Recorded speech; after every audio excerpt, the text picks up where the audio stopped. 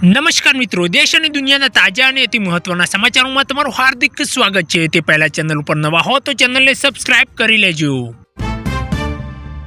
સૌથી મહત્વના સમાચારોની વાત કરીએ તો નવનીત બાલદિયા કેસમાં સંડોવાયેલા જયરાજ આહિરને આખરે જેલ મુક્ત થયા, જેનાથી તેમના સમર્થકોમાં હર્ષની લાગણી જોવા મળી રહી છે। લાંબા સમય બાદ જેલમાંથી બહાર આવવાની સાથે જ જયરાજ આહિરના હાથમાં શ્રીમદ ભગવદ્ ગીતા જોવા મળી, જે સોશિયલ મીડિયા પર ભારે ચર્ચાનો વિષય બન્યો છે। જેલના દરવાજે મોટી સંખ્યામાં ઉમટી પડેલા સમર્થકોએ તેમનું ભવ્ય સ્વાગત કર્યું અને કાયદાકીય પ્રક્રિયા બાદ મળેલા જામીને અને તેમના પરિવાર અને ચાહકો માટે મોટી રાહત સમાન માનવામાં આવ્યો છે। આ પ્રસંગની તસવીરો અને વિડીયો હાલ ખૂબ જ વાયરલ થઈ રહ્યા છે, જેમાં તેમની જેલ મુક્તિનો અંદાજ અને ગીતા પ્રત્યેનું શ્રદ્ધા આકર્ષણનું કેન્દ્ર બની છે। ત્યાર પછીના સમાચારોની વાત કરીએ તો વડાપ્રધાન નરેન્દ્ર મોદી 7 અને 8 ફેબ્રુઆરી 2026ને મલેશિયા મુલાકાતે। ભારતની એક્ટ ઈસ્ટ પોલિસી માટે અત્યંત નિર્ણાયક સાબિત થઈ રહી છે। ઓગસ્ટ 2024માં બંને દેશો વચ્ચેના સંબંધોને વ્યાપક વ્યૂહાત્મક ભાગીદારીમાં બદલ્યા બાદ પીએમ મોદીનો પ્રથમ મલેશિયા પ્રવાસ છે।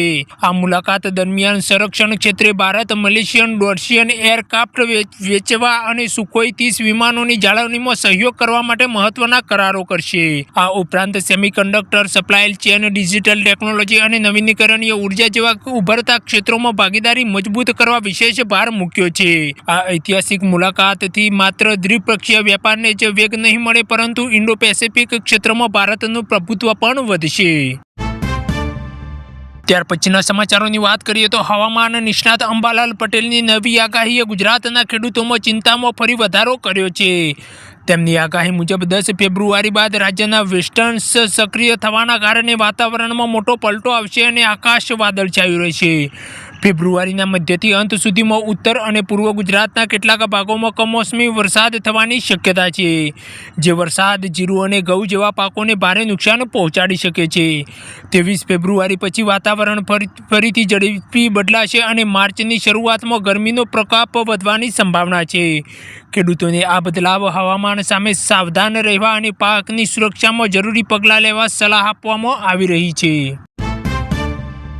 ત્યાર પછીના સમાચારોની વાત કરીએ તો ઠાકોર સમાજમાં લગ્ન પ્રસંગે ડીજે વગાડવા પર પ્રતિબંધ મૂકવાના નિર્ણયથી મોટો વિવાદ છેડાયો છે। સમાજના કેટલાક આગેવાનો દ્વારા લેવાયેલા આ નિર્ણય લોકગાયક અને અભિનેતા વિક્રમ ઠાકોરે ખુલ્લેઆમ વિરોધ કર્યો। વિક્રમ ઠાકોરે સ્પષ્ટપણે જણાવ્યું કે ડીજે તો વાગશે જ, કારણ કે આ વ્યવસાય સાથે હજારો ગરીબ પરિવારોની રોજીરોટી જોડાયેલી છે। તેમને દલીલ કરી કે સમાજના નિયમો પ્રગતિશીલ હોવા જોઈએ, નહીં કે કોઈ વ્યવસાયને નુકસાન પહોંચાડે તેવા। તેમના આ નિવેદન બાદ સોશિયલ મીડિયા પર સમાજ બે ભાગોની અંદર વહેંચાયેલો જોવા મળી રહ્યો છે, જેમાં એક પક્ષ શિસ્તના નામે પ્રતિબંધને યોગ્ય માને છે, જ્યારે બીજો પક્ષ કલાકારોના સમર્થનમાં ઊભો છે। ત્યાર પછીના સમાચારોની વાત કરીએ તો ગુજરાત સરકારના ઓળખ પોર્ટલ પર હવે જન્મનું પ્રમાણપત્ર મેળવવું અત્યંત સરળ બન્યું, જેનાથી નાગરિકો ઘરે બેઠા ઓનલાઈન અરજી કરી શકે। આ પ્રક્રિયા માટે અરજદારે સત્તાવાર વેબસાઇટ પર જરૂરી વિગતો જેવી કે બાળકની જન્મ તારીખ, સ્થળ, માતા પિતાની માહિતી અપલોડ કરવાની રહેશે। સાથે સાથે હોસ્પિટલના રિપોર્ટ અને ઓળખના પુરાવા સાથે ઓનલાઈન ફોર્મ ભર્યા બાદ નિયત ફી ભરીને પ્રમાણપત્રની વિનંતી કરી શકાશે। એકવાર વેરિફિકેશન પૂર્ણ થયા પછી ડિજિટલ હસ્તાક્ષરવાળું પ્રમાણપત્ર ઓનલાઈન ડાઉનલોડ કરી શકાશે, જે સરકારી કામકાજમાં માન્ય ગણાશે। આ સુવિધાથી હવે સરકારી કચેરીઓમાં ધક્કા ખાવાથી મુક્તિ મળશે।